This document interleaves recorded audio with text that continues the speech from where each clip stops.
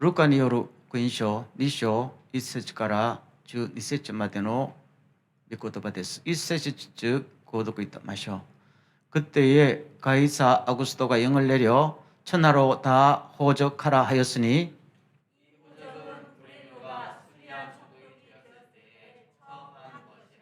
모든 사람이 호적하러 각각 고향으로 돌아가매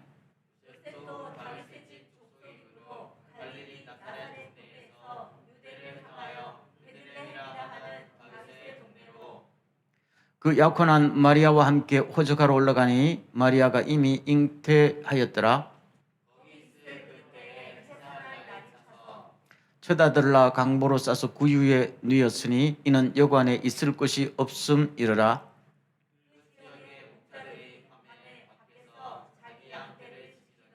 주의 사자가 곁에 서고 주의 영광이 그들을 두루 비추매 크게 무서워하는지라.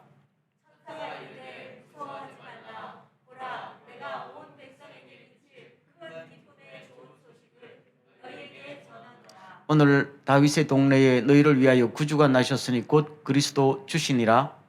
너희가 가서 강보에 쌓여 그 위에 누여 있는 아기를 보리니 이것이 너희에게 표적이니라 하더라. 아멘. 오늘도 주님의 은혜가 함께하기를 소원합니다. 조금 이른 감이 있지만 앞뒤좌우로 메리 크리스마스 한번 하겠어요. 메리 크리스마스. 이제 성탄 한 주간 앞뒀지요. 자, 오늘 읽은 본문 중에 11절, 12절을 다 같이 다시 한번 보겠어요. 11절, 12절. 지는구나. 제가 다시 읽을게요. 천사가 가로되 무서워하지 말라. 보라. 11절. 오늘 다윗의 동네에 너희를 위하여 구주가 나셨으니 곧 그리스도 주시니라. 12절. 너희가 가서 강보에 쌓여 그 위에 누워 있는 아기를 보리니 이것이 너희에게 표적이니라 하시더라. 이게 가장 중요한 말씀이지요. 예수님이 태어나실 때에 하늘에 있는 천사들이 들판에서 양을 치다가 피곤한 양치기들에게 말합니다. 오늘 이 밤에 세상을 구원할 메시아가 태어났다. 그러면은 어떤 아기가 메시아인지 가르쳐 줘야 될 거 아니겠어요? 그래서 태어난 메시아의 모습을 가르쳐 주는데 뭐라고요? 포대기에 쌓여서 짐승의 죽통에 누워 있는 아기를 보면은 그가 바로 메시아다. 그렇게 말합니다.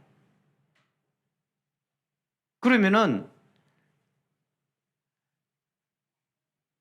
베들레헴이라는 동네에 가서 그날 몇 명이 태어난지 모르겠지만은 말 죽통에 누워서 포대기에 쌓여 있는 아기를 발견하면은 그가 바로 메시아라는 증거다. 그 말이잖아요. 그러면 우리가 성탄절이 올 때마다 생각하지 않을 수 없는 것이 아니 예수님께서 왜 그런 모습으로 태어났을까? 그렇잖아요. 그렇게 태어나지 않을 수도 있었지요. 그분은 전능하신 하나님의 아들이니까 많은 선택지가 있었는데도 왜 그런 모습으로 태어났던가? 이것을 심각하게 묻지 않을 수 없는 거잖아요. 로마 황제의 아들로도 태어날 수 있었어요. 그리고 예수님의 생애 자체가 보면은 말구유에서 태어난 사람처럼 살았던 거지요. 인물이 잘생겼다고 했어요. 성경을 보면은 예수님의 인물이 잘생긴 것 같지 않아요. 미남이 아니었다는 이야기죠. 그렇다고 무슨 학벌이 있었어요? 제 생각에는 제대로 된 학교 못 다닌 것 같아요. 예루살렘에 유학 가지도 않았잖아요. 그러면 모아난 돈이 있어요? 없었던 것 같아요. 아파트도 하나 없었던 것 같아요. 그러면은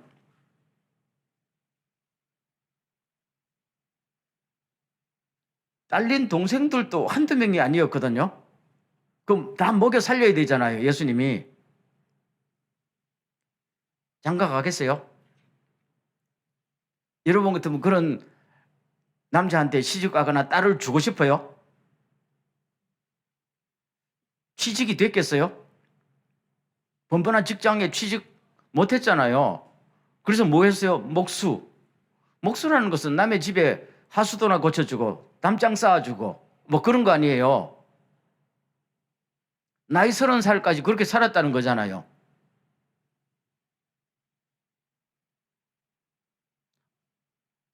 아니 그러면은 자기 혼자라도 행복하게 살지.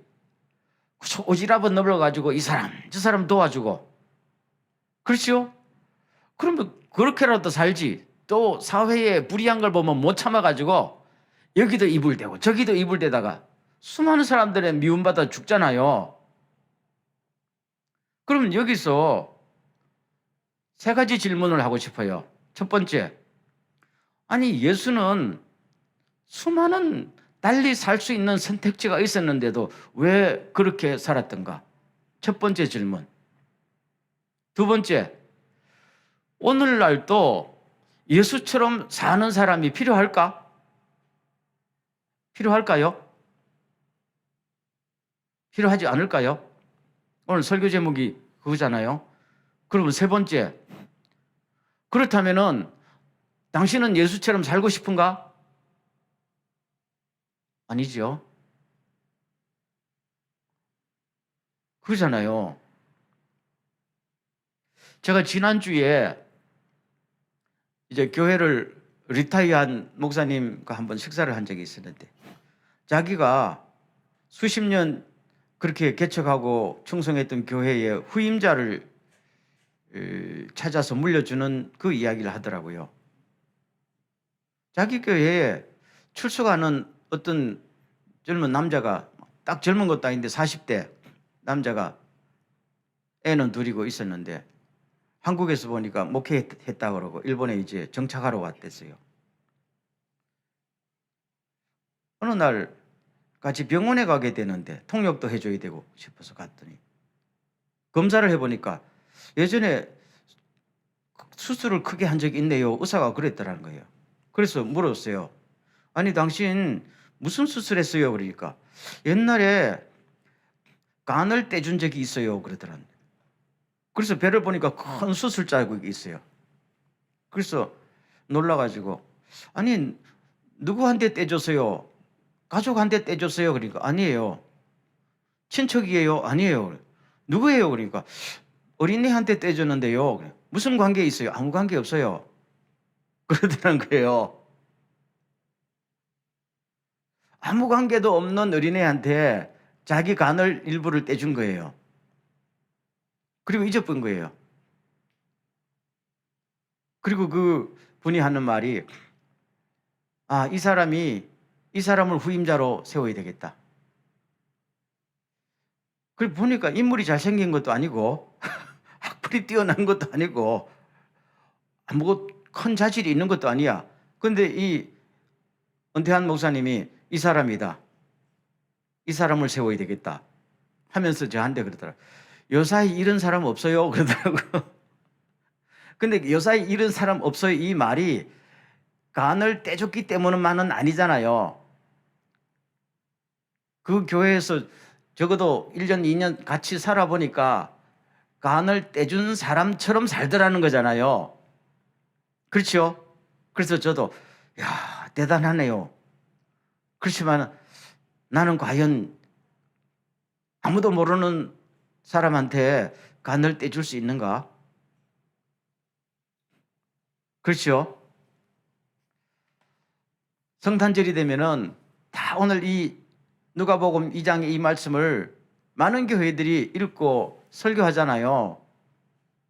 요새는 일반 정치인들도 예수님이 그 이후에 탄생하셨습니다. 온 세상에 평화가 있기를 원합니다. 그러잖아요. 그런데 심지어 교회마저도 감사합니다. 주님 성탄을 축하합시다 해놓고 그 다음은 끝이에요. 왜 예수님께서 말 구유에 태어나셨는지 그 이상은 이야기하지 않는다. 이야기하면은 너무 부담스럽다. 그렇지요? 그거 아니에요. 오늘 우리 크리스찬이나 교회에서 우리 삶의 모델이 예수인가? 라고 물어보면 그게 아닌 것 같지 않아요?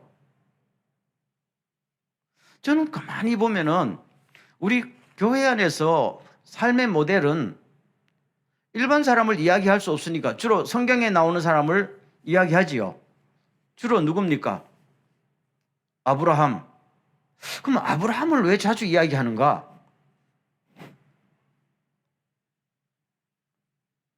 그렇죠? 하나님 잘 믿어서 부자 됐다는 거 아니야? 솔직히 말하면은 딱 그거예요. 다윗 이야기하더라고요. 하나님 잘 믿어서 양치기에서 임금 됐다는 거 아니야? 그렇죠? 이집트에 팔려간 요셉 이야기하더라고요. 요셉. 아니 노예로 팔려갔지만 그 나라의 총리 대신이 됐다는 거 아니야? 방법은 뭡니까? 하나님 잘 믿어서. 그래서 우리도 하나님 잘 믿으면은 돈도 벌고 임금도 될 수 있고 총리 대신도 될 수 있다는 거 아니에요? 이런 이야기를 계속 하는 겁니다. 그래서 그게 성경에 있는 이야기잖아요. 근데 사실은 우리는 예수 그리스도가 우리 삶의 주인공이지요. 예수를 믿는다는 것은 예수를 닮는다는 것 전제로 하는 것이죠. 예수를 믿는 교회가 예수를 닮지 않으면 예수의 교회가 아니잖아요. 근데 우리는 예수 감사합니다 하면서도 절대로 예수처럼 살고 싶지는 않은 것이죠. 그러면은 예수님은 당신을 따르는 사람에게 희생만 하고 이용만 당하는 바보인가? 그렇죠. 우리가 예수를 바보로 만드는 것이죠. 예전에 성경에 보면요. 예수에 관한 이야기를 듣고 보니까 예수 같은 바보가 없구나. 예수는 세상을 갖다가 아주 미혹하는 이상한 사람이구나 해서 예수 믿는 사람을 박해하려던 사람이 있었죠. 사도 바울 아닙니까?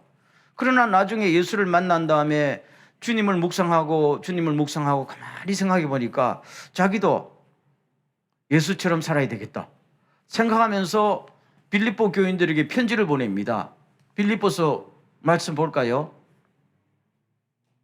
2장 다 같이 시작. 너희 안에 이 마음을 품으라. 곧 그리스도 예수의 마음이니 그는 근본 하나님의 본체시나 하나님과 동등됨을 취할 것으로 여기지 아니하시고 오히려 자기를 비워 종의 형체를 가지사 사람들과 같이 되셨고 또는 본체 사람의 모양으로 나타나사 자기를 낮추시고 죽기까지 복종하셨으니 곧 십자가에 죽으심이라.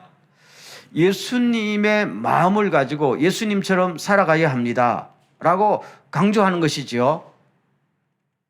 그러면은 예수님의 마음이란 것은 자발적으로 자신을 낮추셨고 자발적으로 자신을 헌신하셨다는 거잖아요. 그러면은 빌립보 교회에 있는 성도 여러분, 우리가 예수를 믿는다면은 예수처럼 살아야 하지 않겠어요? 왜 이걸 강조해요? 그때나 지금이나 가만히 보니까 예수님을 노래하고 예수님께 감사하지만은 예수처럼 사는 사람은 아무도 없거든요. 살려고 마음먹은 사람도 없거든요. 그러니까 답답하다는 말입니다. 그래서 여러분, 우리가 예수님을 이야기하고 예수님이 나의 구주라면은 예수처럼 살려고 노력해야 되지 않겠어요? 하면서 예수 안에 예수의 마음을 가지십시오. 그렇게 지금 또 강조하는 거잖아요. 그래서 자기가 사도 바울이 생각하기에는 전에는 몰랐는데 지금 예수를 만난 다음에 깨달은 것은 예수님처럼 사는 사람이 가장 제대로 사는 사람이고 가장 복된 사람이고 가장 하나님 앞에 인정받는 사람이다 라는 것을 강조하고 있는 것입니다. 그렇죠? 요사이 한국에서 뜨는 드라마가 있죠. 재벌집 막내 아들. 세계로도 퍼져나간다고. 시청률 20% 넘겼다며요. 그래서 하도 유명해서 저도 봤어요. 삼성가를 모델로 삼았죠. 그 내용이 뭐냐면요. 돈과 권력을 차지하기 위해서 가족도 죽이고 남편도 자동차 사고로 몰아서 죽이려는 그 스토리가 나온 거잖아요. 야, 그래. 그런데 사람들은 그걸 너무너무 흥미있게 보는 것이죠. 왜 사람들이 가족까지 해치는 그런 드라마를 왜 그렇게 다음 회를 기다리면서 볼까요? 왜? 주인공처럼 되고 싶은 거잖아요. 주인공처럼 차지하고 싶은 것이죠. 그게 지금 현실의 모습이에요. 근데 예수님은 모든 것을 가지신 분이 바보처럼 사셨거든요. 그래서 제가 그걸 생각하다가 그저께 한국의 그 장기려 박사를 한번 다시 생각해 봤어요. 뭐 95년에 천국 가셨습니다마는 이분은 서울대 의과대학 교수도 하셨고 부산에 내려가셔서 보건병원 지금 고신의료원의 전신입니다. 그 병원 원장직도 한 40년 하시고 간호대학 학장도 하시고 그야말로 성공한 의사라서 엄청난 돈과 명예를 가질 수가 있었거든요. 근데 나중에 86세로 95년대에 돌아가셨는데 돌아가신 다음에 보면은 자기 집이 한 칸도 없었어요. 방 한 가짜리 원룸 아파트도 없었어요. 재산도 없었고 옷가지도 거의 없었고 아무것도 없었어. 아무것도 없었어요. 그렇죠?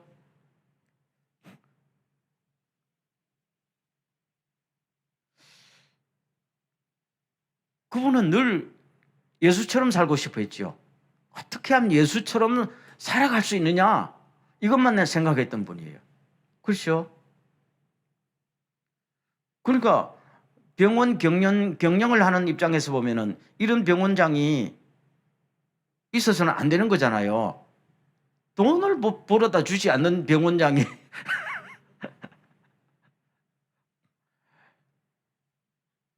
가난한 환자들이 입원해 있으면 그런데요.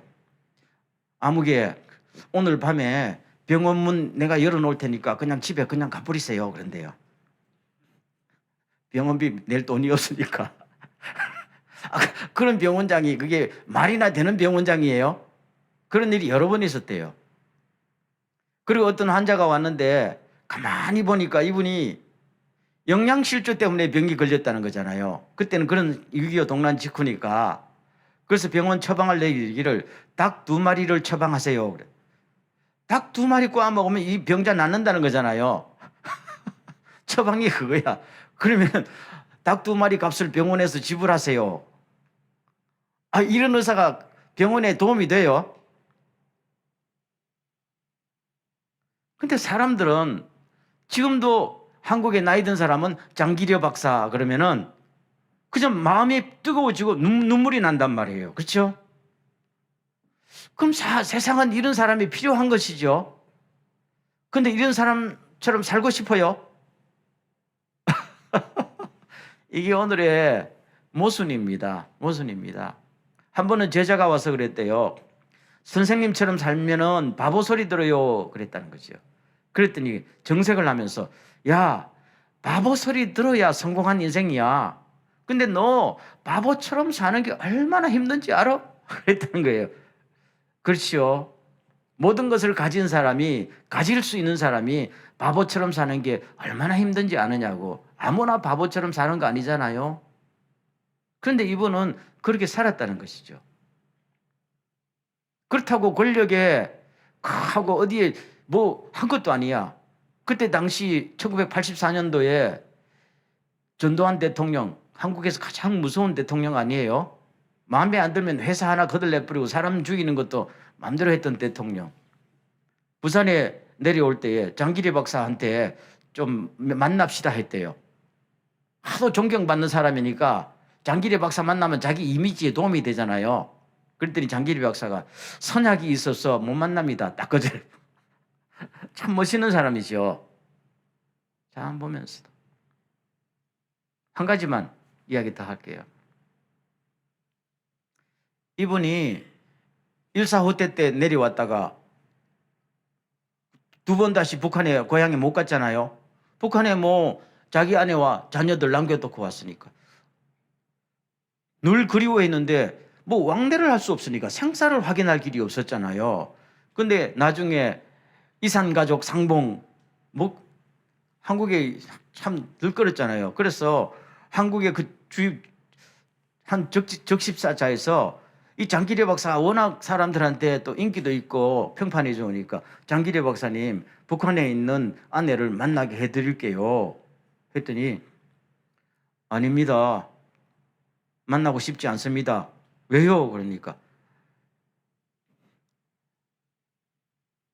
나를 생각해서 만나게 해주는 건 고마운데 북한의 가족을 만나려는 사람들이 한두 명이에요. 내가 만약에 그 특권을 받으면은 다른 사람이 얼마나 실망하겠어요. 아닙니다. 저는 그저 생각하는 걸로 족합니다. 그랬. 참 대단하지요. 그러면서 자기 사진을 조카가 북한에 가가지고 그 45년간이나 기다려준 아내한테 떡 줬대요. 줬더니 그 아내가 하는 말이 나보다 더 젊어 보이네 그랬다는 거예요. 그리고 그 말을 전해받고 이분이 너무너무 울었대요.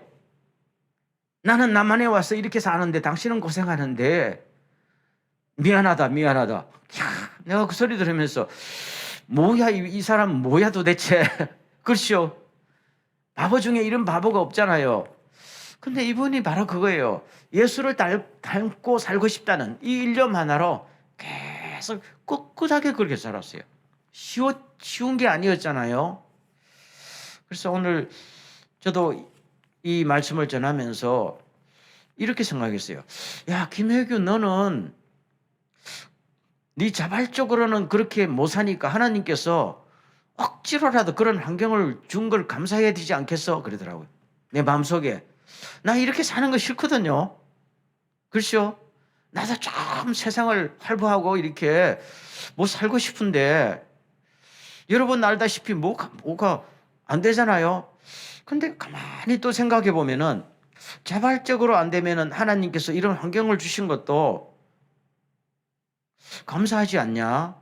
이 생각이 들었어요. 중요한 것은 그렇게 사는 것이 중요하잖아요. 못 살아서 그렇지 그렇게 살 수 없어서 그렇지 살 수 있다면은 그것도 감사한 거 아니냐? 그렇다면 여러분도 저하고 별반 다름이 없잖아요. 여러분도 바보처럼 살고 싶지 않잖아요. 그렇죠? 그렇죠? 갑질하고 살고 싶고, 그렇죠? 떵떵거리고 살고 싶고, 그렇죠? 그렇게 살고 싶은데 돈이 안 받쳐주고 환경이 안 받쳐주고 사람이 안 받쳐주잖아요. 그러니까 못 사는 거잖아요. 그러면 이것을 하나님 앞에 불평을 하지 말고 주님 내가 자발적으로 안 되니까 하나님께서 이렇게 살게 환경을 만들어 주신 것도 감사합니다 라고 할 수 있다면 그것도 얼마나 훌륭한가라는 생각이 듭니다. 아닙니까? 마지못해 아멘 하는 것 같은데요. 저도 마지못해 아멘 합니다. 사람이란 건 똑같잖아요. 그렇죠? 그러나 우리가 어차피 나중에 하나님 앞에 설 때에 처음에 동기가 뭐였든지 간에 그렇죠? 성령님의 감동으로 하나님의 말씀대로 자기를 쳐서 복종시키더라도 주님을 닮고 살았다면 그 자체가 하나님 앞에 인정받는 거 아니에요? 그리고 그 자체가 이 땅에 사는 동안에 빛과 소금이 되는 거잖아요. 그 장기리 박사의 말을 다시 한번 생각합니다. 너 바보처럼 사는 게 얼마나 힘든지 알아? 그분도 그렇게 100% 그렇게 기뻐하면서 살았을까요? 그런 사람은 존재하지 않아요. 항상 자기가 갖고 있는 것을 누리고 살고 싶고 과시하며 살고 싶지만 이분도 그러고 싶지 않았겠어요? 인간이라면은. 근데 주님을 생각하면은 주님을 닮아야지. 주님을 닮아야 하다 보니까 또 포기하고. 그렇죠? 그런데 우리 크리스찬들이 쉽지 않지만은 그래도 주님을 닮으려고 한 번이라도 노력하는 것이 주님 보시기에는 선하고 아름다운 거 아니겠어요? 예수님은 공생애를 시작할 때에 돈의 유혹, 그렇죠? 권력의 유혹, 명예의 유혹을 단호하게 거절하셨잖아요. 사탄아 물러가라. 그렇죠? 그러면서 삶을 시작하셨단 말입니다. 그런데 오늘 크리스찬들과 교회는 주님께서 다 물리쳤던 것을 아닙니다. 다시 주세요. 그거 안 주면은 축복받은 증거가 아니에요. 그거잖아요. 그래서 오늘은 예수 믿고 축복받은 증거가 뭡니까? 돈과 명예와 권력이 있어야 저 사람은 하나님 앞에 사랑받는 사람이고 예수님의 축복받은 사람이라는 거잖아요. 그러면은 너무너무 거꾸로 가지 않느냐, 반대로. 오늘 우리 크리스마스에 가만히 생각해 봐요. 저도 평소에는 잘한 이런 생각 안 들었는데 성탄절이 오면은 이 설교 본문을 원래 또 왜 이 설교 본문을 선택했는지 선택하니까 또 묵상하다 보면은 마음에 또 성령님의 감동이 와서 이 설교를 해야 되겠다. 이 설교를 하면 성도들이 좋아할까? 성탄절에 마음의 평화가 올까? 에라 모르겠다. 그래도 내 마음에 감동이 있는 대로 설교해야지. 설교가 부담스럽습니까? 아니기를 바랍니다. 적어도 도쿄 뉴처치의 성도들은 모르겠어요. 뭔가 주님을 닮으려고 노력하는 그런 분들이 대다수가 아니겠는가라는 생각을 하면 그래도 저도 그냥 자유롭게 설교하자 했는데 오늘 저의 이 말씀을 듣고 부담은 좀 되지만은 싫지는 않다. 이렇게 하면 돼도 저는 뭐 행복한 것이다라고 생각합니다. 그렇죠? 여러분, 우리가 세상에 돈과 명예와 권력을 갖지 말라는 건 아니잖아요. 그렇죠? 거기에 목말라 하지는 말라는 겁니다. 주님도 필요하면 돈을 쓰셨고요. 주님도 필요하면 많은 사람들에게 박수갈채도 받으셨어요. 그런데 주님이 한 번도 돈에 목말라 하거나 박수갈채를 목말라 하거나 권력에 목말라 한 적이 없었어요. 필요하면은 그것을 사용했을 뿐이라는 겁니다. 그렇죠? 지난주에도 우리가 너무나도 예수 믿는 사람은 성령 받은 사람은 특징이 뭡니까? 자유하고 사랑하고, 그렇죠? 거침없이 사는 것이다 했지만 성경을 보면 예수님만큼 자유롭게 거침없이 산 분이 있을까요?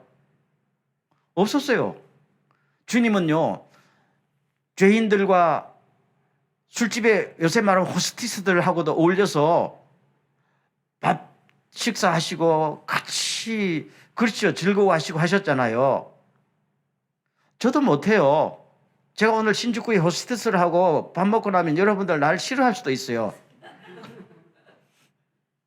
저분들에게도 하나님의 축복이 있다고 그러고 주님이 오신 이분이 몸 팔고 이런 분들을 위해서 십자가에 죽으셨다고 그러면 여러분이 기분이 좋을까요? 나는 그런 사람들 별로 본 적이 없네요. 근데 주님은요, 거침없이 사셨거든요. 남이 손가락질 하거나 말거나 여러분들에게도 하나님의 축복이 있다고. 아멘. 그러셨잖아요. 얼마나 당당하게 사셨어요. 오직 하나님 말씀대로 성령의 인도하면. 야, 우리가 크리스찬이라면은 그게 자유 아니에요? 내 자유는 내가 원하는 대로 사는 게 자유 아니잖아요. 하나님의 뜻대로 말씀대로 어떤 권력과 어떤 명예에 탄회하지 않고 가면서 그럴 때에 저분은 정말로 성령 충만한 하나님의 자녀들이구나. 멋있잖아요. 그렇죠? 저는 우리 크리스찬들이 좀 멋있는 크리스찬이 되기를 주의 이름으로 축원합니다. 크리스찬 그러면 닮고 싶다. 그렇죠? 멋있다. 그렇죠? 근데 요새 크리스찬들은 그런 매력이 하나도 없지요. 교회도 그런 매력이 없잖아요. 그럼 오늘날의 크리스천과 교회는 뭘로 버티는 거예요? 그렇죠? 뭘로 버티는지 잘 모르겠어요. 그래서 오늘 크리스마스를 당해서 예수님이 말구유에 오셨습니다. 아멘. 이 메시지라는 것이 얼마나 우리들에게 어떤 삶을 살고, 그렇죠? 어떻게 사람들에게 다가서야 될지 보여주는 참으로 놀라운 것이다 하는 것을 다시 한번 생각해 봅니다. 그래서 우리도 앞으로 주님의 정신을 받들어서 우리가 계속해서 우리가 교회 시작할 때부터 예수님을 닮읍시다. 하나님의 나라를 경험합시다. 그랬잖아요.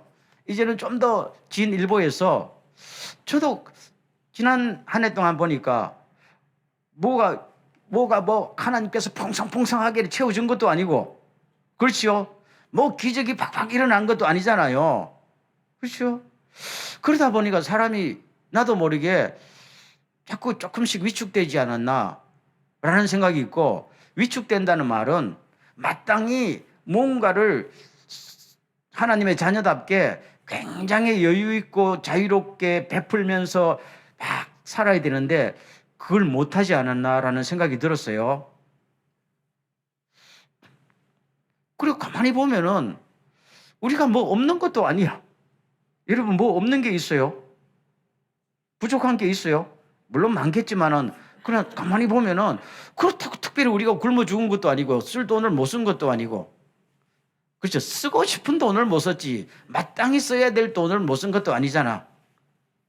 그렇다면 우리가 이제 이 연말을 위해서 내년부터는 좀 더 적극적으로 사람들에게 다가갈 수 있는, 그렇지? 어떻게 보면 처음에 우리 할 때도 힘든 선교지에 선교 좀 합시다 그래도 그게 잘 안 된 이유가 우리가 마음이 없어라기보다는 연락해 보니까 그 선교지도 연락이 잘 안 되고 어디에 마땅히 도움을 줘야 될지도 모르겠고 해서 그냥 차일피일 미뤘는데, 그래도 우리가 수동적이 아니라 좀 능동적으로 도움을 필요로 하는 사람들을, 사랑이 필요로 하는 사람들이 어떤 식으로든지 좀 다가갈 수 있는 한 해가 되었으면 좋지 않겠냐 하는 이 생각이 듭니다. 그러면 하나님께서 더 기뻐하고, 그렇죠? 야, 너 자립도 못하는 교회가 뭘 오지랖 넓게 남을 도와줘. 뭐 이렇게 할 수도 있지만은 그게 예수의 정신 아니에요. 그렇죠?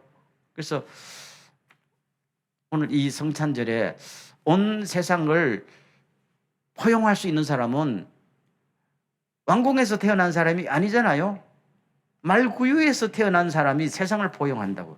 아멘. 오늘 우리들에게 이런 예수님의 정신으로 한 해를 마무리하고 또 내년도를 열어가는 이런 성도와 교회가 될 수 있기를 간절히 소원합니다. 통성으로 기도하겠습니다. 이 시간 주여, 주님을 닮아서 내가 무엇이 없다고 생각하지 말고 항상 주님이 원 없이 무한하게 채워주신 주님을 바라보면서 세상을 품고 베풀고 나눌 수 있는 이런 사람이, 이런 교회가 되게 하여 주옵소서라고 기도하고 또 마치길 원합니다. 다 같이 한번 통성으로 기도합니다.